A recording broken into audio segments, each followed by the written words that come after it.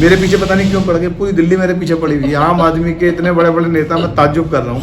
मैं सोचता था कि छोटा सा इलेक्शन है, या तो कोई मुद्दा ऐसा होगा ही नहीं, साफ सफाई का होगा। वो मरकज़ लिया है, बीच में पोस्टर लगा दिया उन्होंने, और जब मरकज़ लिया है तो लोग पहुँच गए मरकज़ देखने के लिए, खुल गया क्या, तो लोग वहाँ पहुँच गए। इन्होंने कहा कि मरकज़ खुला हुआ है, हम लोग बाकी कांग्रेसी झूठ बोल रहे हैं। तो हमने वहाँ जाके देखा तो वहाँ तो ताला लगा हुआ था। अब उसका जब हमने जवाब दिया तो कह रहे हैं हम मरकज़ बीच में लिया है। फिर मुझे 10,000 करोड़ का आदमी बताने लगे। अब तो ये चुनाव मुद्दों का बचा नहीं है मैम, ये चुनाव बदलेगा बन गया यार, ये बदलेगा चुनाव बनाया है अरविंद केजरीवाल ने। आप सोचो कि एक नॉर्मल से वार्ड, विधानसभा में भी नहीं आए थे वो हमारे यहाँ, अब पूरी दिल्ली उन्होंने इस वार्ड के अंदर उतार दी। मैं पूछना चाहता हूँ अरविंद जी, आप इतने वोटों से लोगों ने आपको बनाया है, सर माथे बिठाया, इस चौहान बागर वार्ड में क्या पेट्रोल निकल गया? क्यों सारे यहीं लगा रखे हैं आपने रात दिन? मंत्री संतरी एक एक आदमी पैर दबाता फिरता है लोगों के। तो भाई मान जाओ। कौन सी ऐसी गलती करी जिसको मनवाना चाहते हो? आज 25 तारीख को आप यहाँ पर आ रहे हो मैम, 22 तारीख को दंगा हुआ था इस इलाके के अंदर, 1 साल हो जाएगा आज। बच्चे आज भी जेलों के अंदर हैं। तुम चाहते तो बच्चों को बचा सकते थे, तो बच्चे रो पड़े। सच्चाई बता रहा हूँ, ये सीएम चाहते तो आ सकते थे और हमारे बच्चे जेलों में नहीं जाते, रोक सकते थे, इन्होंने रोका नहीं। ये दर्द है दिल के अंदर।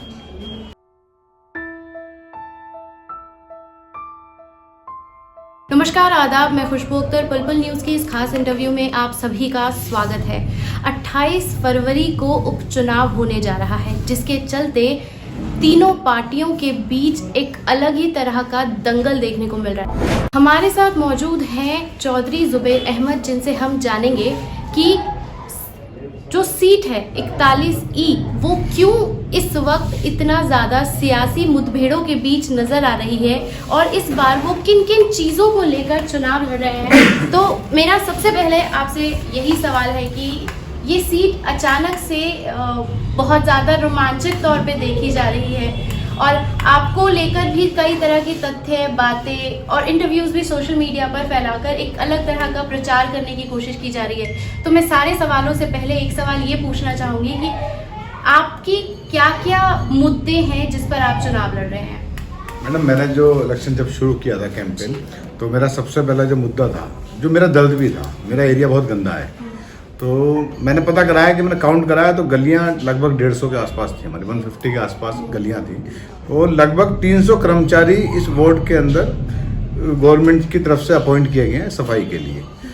तो मुझे लगा कि यार 300 कर्मचारी तो आसानी से साफ़ कर सकते हैं, तो मैंने सबसे पहला मुद्दा वही लिया कि अगर 300 कर्मचारी हैं तो उनकी हाजिरी में गली वाले लोगों से लगवाऊँ। अगर वो कहते हैं कि गली की सफाई हो गई है और वो लिख के देते हैं तो उनकी अटेंडेंस मानी जाए, वरना ना मानी जाए। दूसरा, मैंने एमसीडी ने मेरे इस एरिया के अंदर भ्रष्टाचार बहुत फैला है, लैंडरों पे पैसा खाती है, नाजायज़ चलान फैक्ट्रियों के, दुकानों के वो करती है, और रिश्वत के तौर पे पैसा लेती है, लोगों को दुखी करती है। एक मैंने कमिटमेंट किया था, उससे मुक्ति दिलाऊंगा। एक मैंने लड़कियों के लिए लाइब्रेरी का वादा किया था। अब बोले कि लाइब्रेरी क्यों चाहिए? बिल्कुल। मैंने कहा बोले सोशल मीडिया का ज़माना है। मैंने हमारे इस एरिया के अंदर 20 से 25 गज के मकान ज़्यादा हैं, 20-25-50 गज के मकान है। जिस घर में आप बैठी हुई अभी, ये भी 25 से 30 गज का मकान है। उसी फ्लोर पे बच्ची बैठी होती है, और जब पढ़ाई के लिए बैठती है तो उस घर के सारे काम, ये मुझे फील होता है, सारे काम जब ही याद आते हैं, चाहे उसको आटा गूंदना हो, अम्मी भी कहेंगे आटा गूंद दे, झाड़ू लगा दे, कुछ और काम कर दे, उसका फोकस पढ़ाई की तरफ हो नहीं पाता। तो मुझे लगा पर्सनली कि एक लाइब्रेरी अगर होगी तो 1 या 2 घंटे या 4 घंटे वो वहाँ जाके अगर सुकून से पढ़ेगी तो बेहतर होगा। लड़की की पढ़ाई मैडम, मैं ये मानता हूँ, अगर मेरे पास चॉइस हो कि एक जने को पढ़ाना है, कि मेरा एक बेटा और एक बेटी है, तो मुझे पर्सनली लगता है कि मैं बेटी के ऊपर फोकस करूँगा, मैं बेटी को पढ़ा दूँ, क्योंकि बेटी पढ़ेगी तो नस्ल बढ़ेगी हमारी। ये मेरा मुद्दा था। एक मैंने व्हाट्सअप नंबर का वादा किया था कि टेक्नोलॉजी का ज़माना है, जब कूड़ा पड़ा हुआ है और काउंसलर पे बहाना होता है कि मुझे मालूम नहीं था, तो कंप्लेंट करने के लिए लोग गली वाले उसके ऑफिस क्यों जाएं? काउंसलर के टूटा हुआ जाल है, लाइट ख़राब है, तो जाने की ज़रूरत नहीं है। आप फोटो खींचो, लोकेशन डालो, सेंड कर दो, आपके पास भी प्रूफ रहेगा कि हमने कंप्लेंट की थी, और काउंसलर के पास भी रहेगा, कंप्लेंट हाथ का रिसीव होगी, इस पर काम किया जाएगा। ये तो मेरा मुद्दे थे। अब लेकिन मुद्दे चेंज हो गए हैं। बिल्कुल मुद्दे मेरे भी, मैं भी समझ पा रहा कैसे चेंज हो गए। मैं सबसे जो जितने कैंडिडेट लड़ रहे मैम, उसमें सबसे कम उम्र का मैं हूँ, और मैं फ्रेशियर हूँ, मैं कोई पुराना पॉलिटिशियन नहीं हूँ।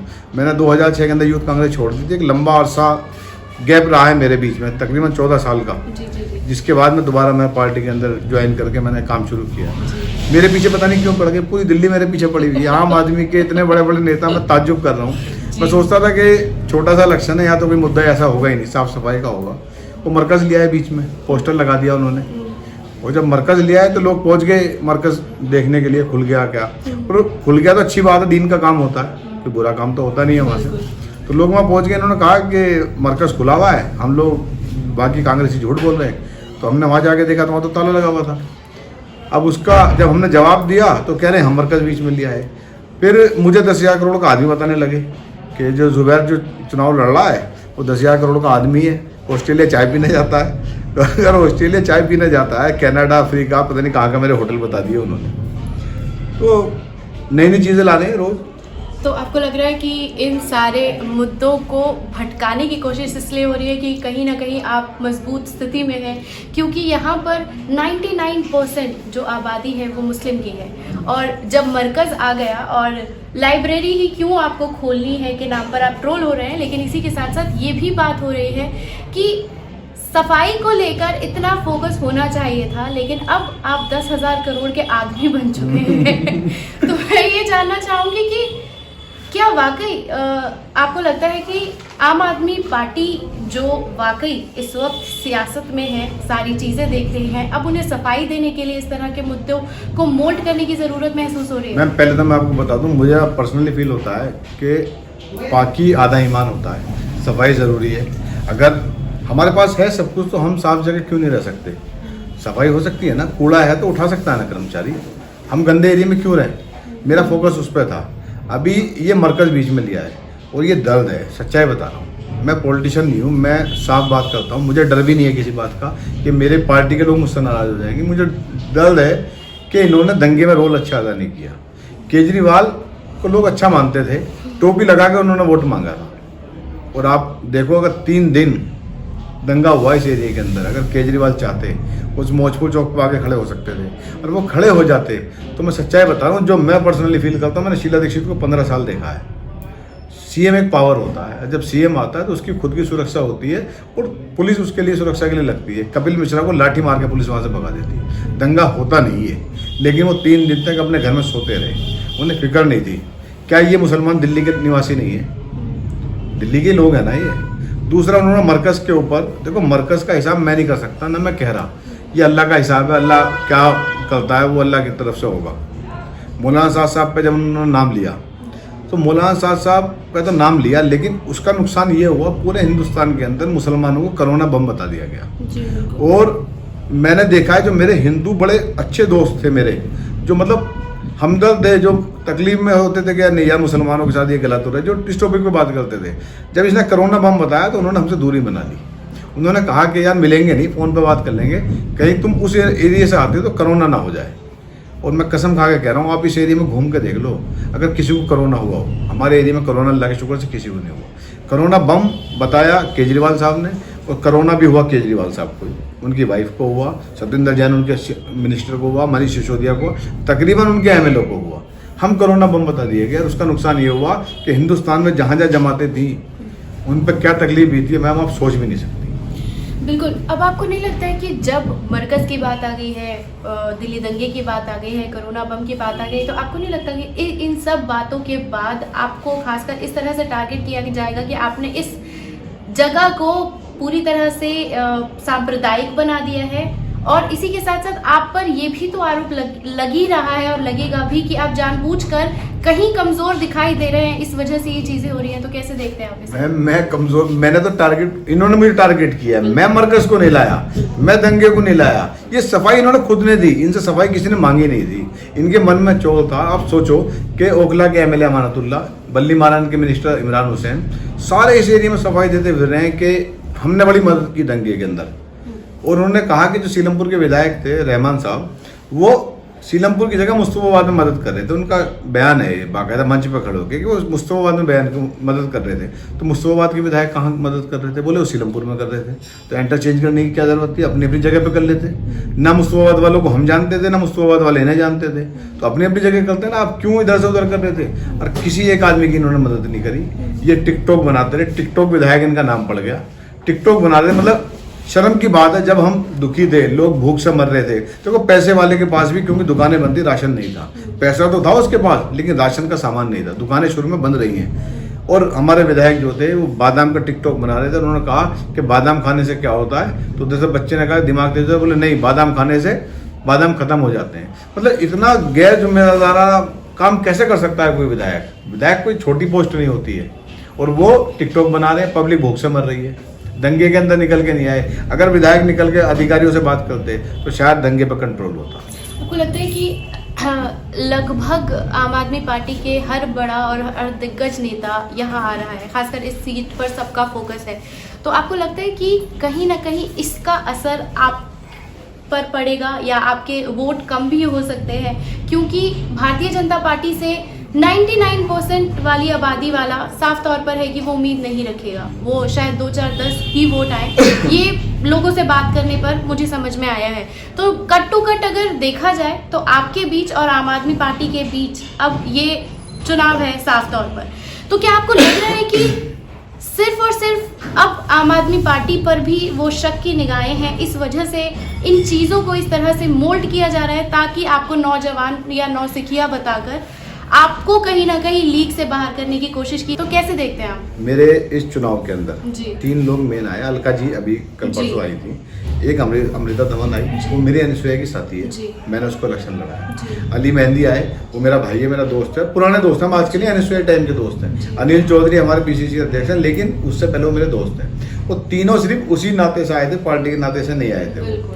अलका जी आई थी पार्टी के नाते से, वो देखेंगे इन्होंने सारी फौज द्वार रखी है। 600 आदमी मैम इस एरिया के अंदर गली गली वोट मांगते फिर रहे हैं। 600 आदमी हैं, 20-25 इनके विधायक है, सारे जितने इनके पास कमेटियां, उनके चेयरमैन है, वाइस चेयरमैन है, सब लगा रखे हैं, अधिकारी लगा रखे हैं। मेरी समझ में नहीं आ रहा कि ये वार्ड का चुनाव है या इंटरनेशनल हिंदुस्तान का चुनाव है। पीएम चुनना है, हमें कूड़ा उठाने के लिए एक आदमी चुनना है, और आपने पूरी दिल्ली, अब कमाल हो गया, मेरा लेवल बढ़ा दिया इन लोगों ने। मेरा मुकाबले के लिए डिप्टी सीएम आ चुके हैं और सीएम आ रहे हैं 25 तारीख को, वो मुझे आके गालियां देंगे। आप सोचो, मंत्री मुझे मंचों से खड़े, इमरान हुसैन बड़े कद वाला मंत्री होते हैं ये, वो आके मुझे गालियां दे रहे हैं। मैंने कहा कि मैं एक लाइब्रेरी बनवाऊंगा, पहले बोले कि लाइब्रेरी कहाँ से बनवाएगा, जगह नहीं है। फिर बोले कि हम 2 बनवाएंगे। अगर मैं आज ये अनाउंस कर दूँ गलती से कि मैं सीलमपुर के अंदर एयरपोर्ट बनवाऊंगा, तो कल बोलेंगे हम 2 बनवाएंगे। भाई आपका, मैं तो कह रहा हूँ आप खुले आम आप डिबेट कर लो। मैम दिल्ली यूनिवर्सिटी के अंदर, बाकी जेएनयू के अंदर, एमयू के अंदर डिबेट होती है। 2 प्रेसिडेंट लड़ रहे होते, 3 लड़ रहे होते, खड़े हो जाते हैं, तीनों आपस में डिबेट कर लेते हैं, पब्लिक सामने आ जाए, ओपन मंच कर लो। अगर ओपन नहीं कर सकते तो लाइव कर लो, आप अपने चैनल पर कर लो, लाइव करो, दोनों को मुझे बिठा लो, और पब्लिक पूछ ले कि मैं क्या करना चाहता हूँ पब्लिक के लिए, मेरा विजन क्या है, और जो मेरे बुजुर्ग कैंडिडेट लड़ रहे हैं उनका विजन क्या है, बता दें मुझे। पब्लिक जिसको काम के लिए जिसका विजन हो कर ले पसंद। मैंने कहा कि मैं गली के लोगों से हाजिर लगवाऊंगा, इसमें कुछ गलत कहा? अगर गली का आदमी ये बताए कि सफाई हो गई, उससे बेहतर कोई बता सकता है? नहीं बता सकता ना। मैंने कहा कि गली के अंदर जो वायर जा रही है, इनको एक क्लिप करके एक लाइन से लगाया जा सकता है, चारों तरफ फैली हुई, कोई इधर जा रही कोई उधर। तो विजन तो हो आपका, कोई विजन आपका है नहीं। आप बात अपने आप अलग अलग कर रहे हो, कभी कहते हो ये मरकज पे पहुंच गया, कभी कहते हो ये दंगे पे पहुंच गया, कभी कहीं कहते हो। मैं किसी टॉपिक पे नहीं गया, मैं इनके बाद गया हूँ।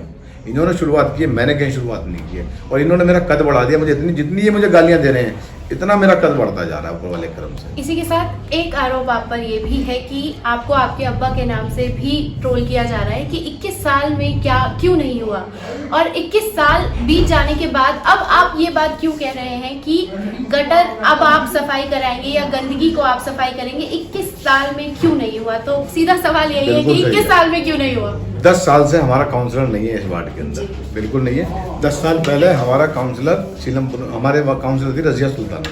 रजिया सुल्ताना के टाइम पे सफाई होती थी। 10 साल से सफाई नहीं हो रही है इस इलाके के अंदर, क्योंकि कर्मचारियों के पैसे लगभग 300 हैं, 50 से 60 काम करते हैं, बाकी के पैसे नेता और अधिकारी जो मेरी जानकारी में आए वो मिलके खा जाते हैं।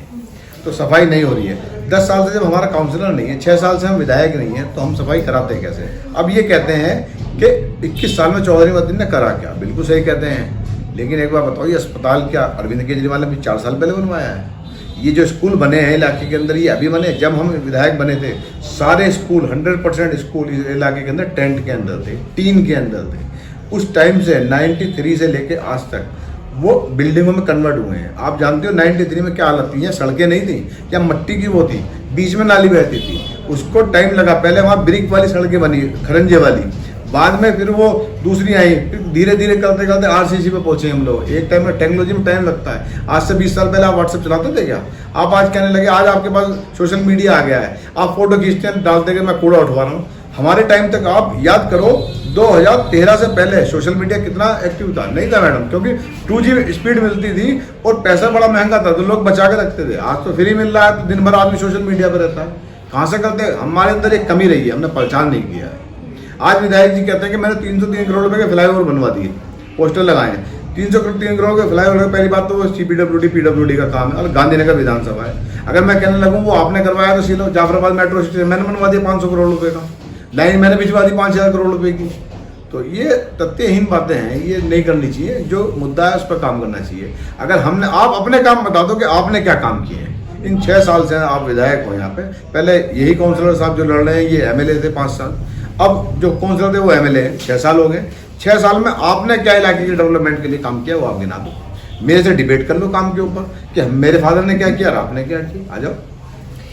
इसी के साथ एक सवाल ये भी उठता है कि मुस्लिम इलाके की या मोहल्ले की बात करते हैं तो वो सबसे ज़्यादा गंदे होते हैं। मुसलमान गंदा रहता है ऐसे करके एक सोच बना दी गई है, एक शगुफा छोड़ दिया गया है, और जब हम वहाँ से गुजरते हैं तो वो भी चीज़ें वैसी ही दिखाई देती हैं। अब ये बात आती है साफ तौर पर कि अगर आप आते हैं तो, क्योंकि नेता की बातें और उसका ज़मीनी हकीकत 2 अलग चीज़ें होती है, तो क्या अगर आप ज़मीन पर जीत कर आते हैं इतनी सारी कंट्रोवर्सीज के बाद, क्योंकि आपका खुद कहना है कि आपका कद बढ़ गया है, लेकिन इस कंट्रोवर्सी से निकलकर अगर आप जीतते हैं तो क्या वाकई आपकी जो कथनी है और जो करनी है वो दोनों एक ही चीजें होंगी? मैंने जो कमिटमेंट किया वो सफाई का किया। सबसे पहले सफाई का किया, एक लाइब्रेरी का। व्हाट्सअप नंबर मैं दे सकता हूँ, ये मेरी ताकत है। मैं अपने व्हाट्सअप से भी बनाता हूँ और व्हाट्सअप नंबर भी दे देता हूँ, 5 मिनट में वो चालू हो सकता है। लाइब्रेरी मैंने कहा अगर सरकार नहीं बनाएगी, बहुत सारी एजेंसियाँ हैं जो बनाने के लिए तैयार हैं, वो भी नहीं बनाएंगी तो मैं अपने पैसे से लाइब्रेरी बना सकता हूँ। इतना तो अल्लाह के शुक्र से है मेरे। 10,000 करोड़ का बताया ना इन्होंने मुझे, मैं बना सकता हूँ। सफाई के लिए मुझे इनसे फंड की जरूरत नहीं है। सफाई के लिए कर्मचारी अपॉइंट हैं, उनसे काम कराना, उनसे रिश्वत नहीं खानी है। अगर, और मेरा जो इलेक्शन है ये सिर्फ 8 महीने का है। 1 साल बाद 2022 में दोबारा चुनाव होगा। 3 महीने पहले पावर खत्म हो जाती है, तकरीबन वो वापस हो जाती है। तो 8 महीने का टाइम है। अगर मैं 8 महीने में काम ना करूं तो 2022 में तो मुझे इलेक्शन फिर फेस करना है। मैं करूंगा या मेरी पार्टी के लोग करेंगे, जाना ना दोबारा। मुझे किस नाम पे वोट मिलेगा फिर? ये तो झूठ बोल के गया था। तो मुझे तो करना पड़ेगा ये काम, मेरी तो मजबूरी है। ना चाहते हुए भी मुझे इलाका चमकाना है और मुझे एग्जाम्पल सेट करना है अपने आसपास के वार्डों के लिए कि मुझे बताना ना पड़े कि मैं क्या करूंगा। मैं कहूँगा आप चौहान बागल देख लो, मैं ये करूँगा बस। मुझे लंबी स्पीच ना देनी पड़ेगी।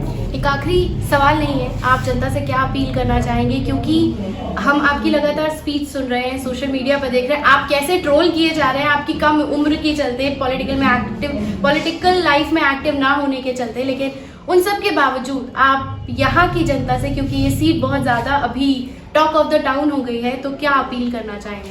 मैं अपील करना चाहता हूँ, अब तो ये चुनाव मुद्दों का बचा नहीं है मैम। ये चुनाव बदले का बन गया यार। ये बदले का चुनाव बनाया है अरविंद केजरीवाल ने। आप सोचो कि एक नॉर्मल से वार्ड के विधानसभा में भी नहीं आए थे वो हमारे यहाँ, अब पूरी दिल्ली उन्होंने इस वार्ड के अंदर उतार दी। मैं पूछना चाहता हूँ अरविंद जी, आप इतने वोटों से लोगों ने आपको बनाया है, सर माथे बिठाया, इस चौहान बागर वार्ड में क्या पेट्रोल निकल गया? क्यों सारे यहीं लगा रखे हैं आपने रात दिन? मंत्री संतरी एक एक आदमी पैर दबाता फिर रहा है लोगों के कि भाई मान जाओ मान जाओ। कौन सी ऐसी गलती करी जिसको मनवाना चाहते हो? आज 25 तारीख को आप यहाँ पर आ रहे हो, मैम 22 तारीख को दंगा हुआ था इस इलाके के अंदर, 1 साल हो जाएगा आज। बच्चे आज भी जेलों के अंदर हैं। तुम चाहते तो बच्चों को बचा सकते थे, तुम समझाना आ सकते थे। आपको पता नहीं याद है नहीं याद, जामिया के अंदर SR के हॉस्टल के अंदर एक पुलिस का इंसिडेंट हुआ था। मुझे याद है शीला दीक्षित CM थी, शीला दीक्षित वहाँ गई थी और बच्चों ने उन्हें रोक दिया था। उस गेट पे मैं खड़ा हुआ था जामिया के, जब बच्चों ने उनको रोक दिया कि अंदर नहीं जाने देंगे, तो शीला जी ने माइक लिया और कहा कि मैं माँ के नाते आई हूँ, मैं मुख्यमंत्री के नाते नहीं आई। और बच्चे रो पड़े, सच्चाई बता रहा हूँ। ये CM चाहते तो आ सकते थे और हमारे बच्चे जेलों में नहीं जाते, रोक सकते थे, इन्होंने रोका नहीं। ये दर्द है दिल के अंदर।